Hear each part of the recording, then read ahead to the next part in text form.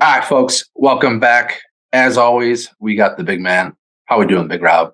Good. How about yourself, Tom? Good, good. No complaints here. I just got to start off by I did something. What'd you do? I wasn't going to share this with you until right now. So I've been holding it in for a couple of days. This is And even Vince has been even asking about it. Like I said, you got to wait for the pod, man. You got to subscribe. You got to watch the video. So I did something. Oh boy. So after we got done with the pod last week, just sitting on the phone at night, and I came across it, man. Got the deal. Oh boy. Oh boy's right. Oh boy. Oh boy. Got mine. Where'd you get it from? I got the Phantom 5.5. The one I wanted, brand new. Woo, look at that. That's nice. Yeah, I was on eBay and literally was just looking at those ones that have like a day left or hours left. Yeah. And no one bid it on the one dudes. And I sent them an offer. And it was like at 10 o'clock at night. Woke up the next morning. He accepted my lowball offer, and really, it was here on Saturday. Wow, good for you. I was just saying, yeah. Are you a bidder guy, or are you kind of like and I don't know if the audience knows, you're a pretty avid eBay guy. Yeah. Oh yeah. I like to be. Vince sells on eBay. I like to look for my deals on eBay for sure. Yeah. So. Right. So do you find more success in like the auction / bids, or do you just kind of side text the guy and be like, hey, I'll give you this? I would like lately it's been like the guys that have auction, but they also have make an offer, right? So it's not like buy now.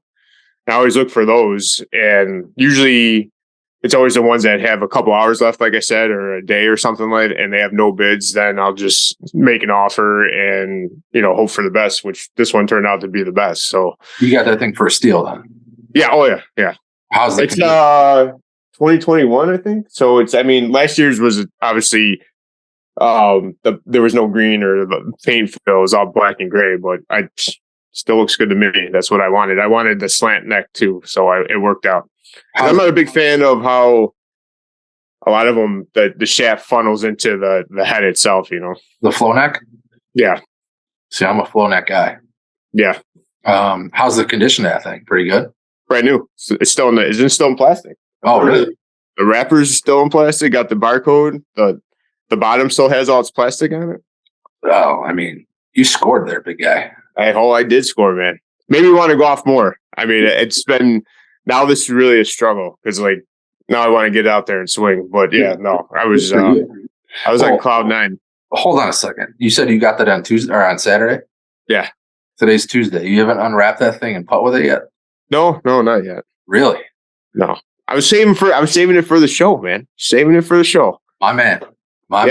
Vince kept on asking for pictures because he came over Saturday to drop something off, and I was walking in with a box. So, because it was just delivered. So, speaking of Vince has been wondering about my hat as of late, my Wolverine hat. So I decided to wear my, CGT winter Scully, if you'll say, for Vince. So, well, I'm sure he'll appreciate that because, wait until the playoff game. I'll be decked out in Michigan for that episode. Was it blue and maize? You decked out from head to toe? Yeah. In other golf news, Rob, did you catch any of the Hero? I did. I watched the end of it after the Bears game. I was sitting there thinking, I can't believe how Hovland just hit it into the water. Yeah. I thought for sure Scotty was going to come and steal it, but watched a little bit of it. Had it playing on Thursday and Friday. Was shocked by the scores, but then also saw the weather. So, but no, I enjoyed it. Yeah, I thought Scotty was going to chase him down too. Hovland goes back to back, which I think I heard him and Tiger Woods are like the only two players that ever do that in the 28 years it's been going. Yeah, he was the first one. I was laughing though, I was listening to Shotgun Start, and Andy was like, people were making such a big deal about the back-to-back for a small field type deal thing. It was kind of funny. So, yeah, that's still super hard to do. Yeah. Plus you're playing, the best players, all the top players. Right. I mean, a lot of them probably treat it as like just a getaway weekend because you're getting paid no matter what. But right. And then I liked Halvin's response. He's like, that's pretty badass. Yeah, that was good. Yeah. It was good live on TV. Did you see the Pro-Am hero shot they had going on like Wednesday where all those dudes were like hitting it to an island? Yeah, so I saw most of the clips on Twitter with like Tiger talking about home of swing and all the jabs, and about Thomas the Train being born the week after Tiger won the U.S. Open. Yeah, Tom Kim. Yeah. Sorry, I take that from the Shotgun Star too, but yeah, Tom Kim. What did they call him? Thomas the Train. Yeah, because I think he named himself Tom because he grew up learning English on watching Thomas the Train. Oh, really? Yeah, something like that. Wow, that was actually one of my favorite cartoons growing up, to be honest. Channel 11? Yeah, because we had the same name. So, yeah. But what I'm getting at is, so there's a little rumor out about that. You know how Fitz obviously dunked his shot to win it versus Tom Kim. Yep. And everybody was kind of like, well, where's like video of Tiger at? And people weren't sure if like he even participated, but he in fact did. Supposedly our guy has a video that he's probably not going to release it, but Tiger took 6 attempts and he didn't hit one shot on that landing pad. Get out of here. I swear to God. I guess the first one was like skulled over. The next 2 were like chunked. I guess it was just like super bad. Really? So they didn't release any footage on it. Which is super interesting because, he said he was back to playing, competitively. He just because I did watch him on Thursday when they had him in the telecast with talking about during the coverage about shooting 63, 64s and stuff like that. So right. And who knows? I mean, Tiger just might not be a Mac guy. I could be, man. I understand that. I hate Mats. I mean, maybe our talk that we just had about the Mats, that's why you're hitting the ball farther. Maybe you are a Mac guy. I'm not a Mac guy. I hate Mats, to be honest. I used to, like, I would literally stay away from driving ranges that had them. Now I don't mind them so much because I have one in my garage, so I've gotten used to it. So my hate for Mats has subsided a little bit, but there's just nothing better than hitting off of real grass, taking a divot. But in Tiger's case, I mean, that's got to be the only excuse, right? That he's just not a Mac guy. Yeah. Yeah, I think so. Speaking of Tiger, we got the match 7 coming up, Rob. What are your predictions for the match 7? The match 7. I don't know. I guess I really haven't put that much thought into it. Well, just to give you a little update here, Rory and Tiger are dogs, and JT and Spieth are like minus 105, I think. So it's the odds aren't great, but I know Rory and Tiger are dogs. Yeah, I mean, obviously, I'm gonna have to go with Jordan. That's not a surprise. I know. I knew especially after what he shot on Sunday, shooting 69. Yeah. So I think he's in good form. I mean, he didn't play too good Thursday, Friday, Saturday, but yeah, I don't know. I always get a kick out of it too when they're they released their golf carts. What was that, yesterday or 2 days ago? Yeah. And they all have their foundations on there, but Rory just has his sponsor on there. Yeah. Didn't Spieth finish dead last? No, it wasn't dead last, man. Come on. Are you sure? I'm pretty sure he didn't finish dead last. I don't know. I think he might have been dead last. All right, I'm gonna have to check that now. I'm pretty sure he didn't. Anyhow, I forgot, man. I didn't know it's under the lights on Saturday.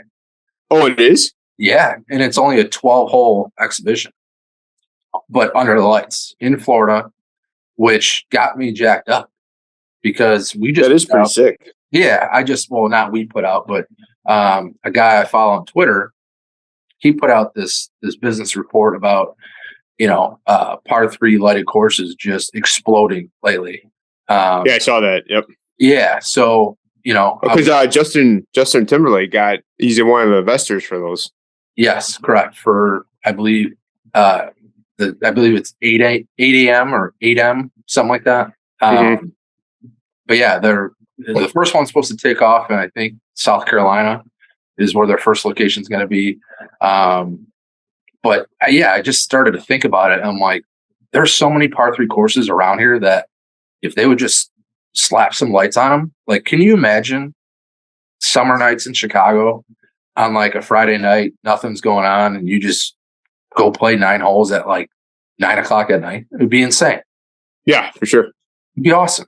I mean, the vibes would be unreal. And like I said, if the par 3 course is already there, I'm assuming, I'm sure lights are very expensive, and then you gotta, have staff and whatnot. But would it be worth it? I think I can't believe something like Silver Lakes doesn't do it. Try it once, with the gas powered ones, just for the hell of it. They have like a special event.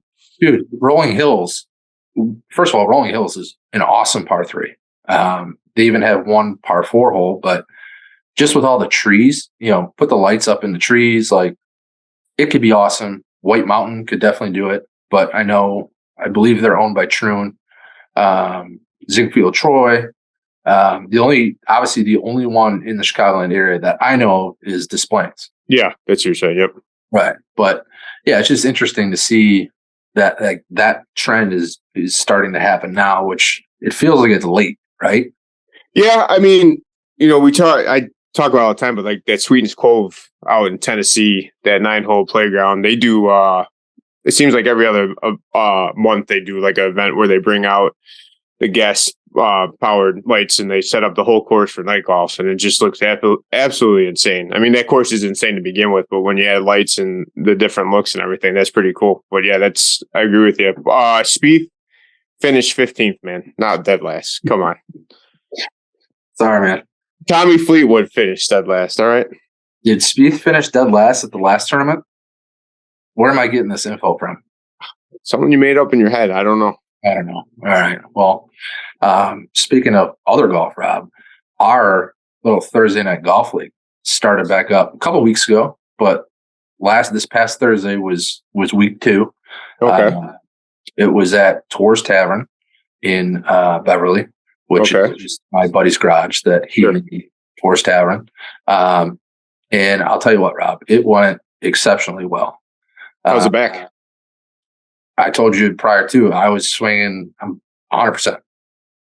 100%. And I don't know, you mentioned this. I don't know if it was like a rookie of the year kind of experience, but I was nuking balls. And I really didn't have a ton of control of them, which is the downside of that. But I mean, I was hitting a club up from what I normally hit that club. Sure. Balls were just flying off the face. It was a different sound. It was weird. And the only thing I could think, well, there's a couple things, but reduced pressure grip by like 30%. Obviously, I wasn't trying to get sucked inside, so the takeaway was way different. There's just a few little things I'm working on right now. And I don't know, I was like in awe that night going home. I'm like, that was a really good session. Although, I don't think I won. I think I broke even on skins for the night, but I felt like I hit the ball well for not playing recently. So where are you at after 2 weeks? In terms of skins? So is that what you guys do? Is it skins? You don't do points? You don't do overall leaderboard type deal? No, it's awesome. So, and this is by default, because the way that SkyTrack has it set up is like, you can't play multiplayer on a hole. So like everybody can't play the same hole unless you're online. So the way that we do it is like, player A will play the first hole, player B will play the second hole, and then it's a cascade effect, right? Okay. And then by the third 9 holes, right, everybody's already gone. So there's only one guy left, and he knows the 2 scores he has to beat, and we do one tie, all tie. So the ending it's pretty electric. And then we just do $5 a hole, $5 a skin, and then if there's a tie at the end, then we go to Pebble and we do proximity to the hole closest to. And it gets settled that way. But I think I'm like 1 or 2 skins back after 2 weeks. Okay. I think JB's leading probably skins by a couple. But yeah, I mean, it's gone well. Last Thursday was electric. We had a blast. We were all hurting the next day.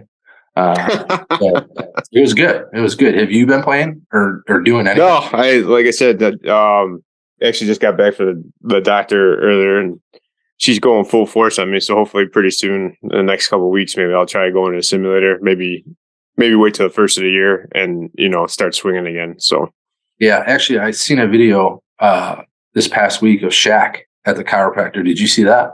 No, I did. That big monster. He was on a table. The table looked like a toothpick. Like, oh, I'm sure.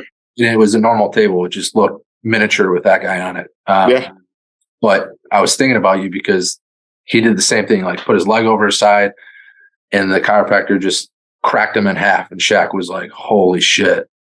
Dude, the cracks that came out today from, I could see, like, I talked about this at work, and I don't know if we've talked about, but I could see where it's addicting to go to a chiropractor and get constantly cracked and like feel better, Right. It's I always joked about it because Katie used to go when we were first together, and she doesn't go anymore.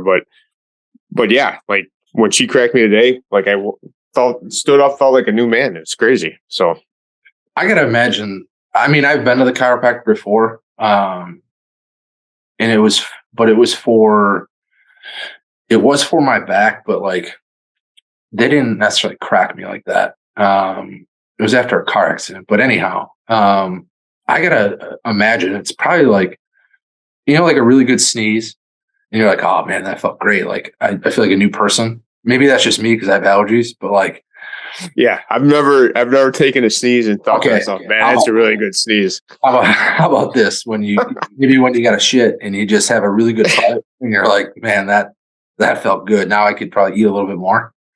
You know what I mean? That kind of feeling. Sure. Yeah. So I'm assuming that's probably what it felt like. Yeah. I guess. I mean, whatever floats your boat, okay. But yeah, no, it was. I don't know. I got to really think about where I see this going, right? Because like I feel like once I stop, it's like it's going to be in the back of my head. I'm going to want to go back and get cracked. Is it to go once a week? It's not cheap though, man. No, it's not cheap at all. No, does your insurance cover that? They cover some of it. They don't cover all of it. So it's like still, but I got, do I put, I was laughing because it was like, I don't know about how it works for you, but there's open enrollment for work now. So, you have all this stuff to put in for next year. And it's like, you could do your flex account, and like me and Katie talk about putting away money for the kids and with the doctor visits. It's just like, do I want to be selfish and put money away for myself for my chiropractor, my visits, right, moving forward. So, but yeah, I don't know, but I hope to, like, standing in the garage on Sunday, it was just like I kept on staring at my clubs, and I just got sad because I haven't touched them. I feel like they want to be touched. I at least need to clean them. I got to clean them. They certainly want to be touched. Yes, right. I know that feeling. In other news, Rob, you got a nice little gift besides your putter. You purchased a nice little gift because of you. Because of you. So it's when you sent me the videos of, I think you put them on IG anyways, but yeah, your tree up, and you sent me the video of the train. It's like, holy shit, that's such a great idea. Oh yeah. And then when you sent me the link for the train, I ordered it, and then I'm telling you, Noel, I got it Saturday too as well, and we put it together on Saturday, and Noel has not stopped playing with it. I enjoyed it too, to be honest with you. It's awesome. I mean, great. I kind of told you the backstory. I've always wanted one when I was little. Never really had the balls to ask for it because I always thought they were like super expensive. Yeah. But like, in the movies and just, I don't know. I just always had a fascination with trains. So I said, you know what? I said to myself, I said, when I'm older, I'm going to get a train set, and then I'm going to have it for my kids, and then I'm going to add on to it each year. And yeah, it's been awesome. Lily loves it. I mean, I found like a middle of the road one where it's not like crazy expensive and it's not cheap. No, it's good. I'm telling you, like we put his little dinosaurs on it. We've been having a ball with it, dude. Hell yeah. It goes fast too. Yeah. It's not slow. It goes fast. Right. And it could go backwards too. Yeah. I mean, it's just hours of fun right there. So if anybody's on the fence of getting a train for underneath your Christmas tree that you can control, I highly suggest to get it because it is fun. Yeah. We hopefully maybe by the end of the episode, I'll throw out the name of it. I can't think of it right now. But anyhow, I mean, it's got a horn. It's got a guy who says "all aboard." Yep. And, I mean, it's got everything that you need.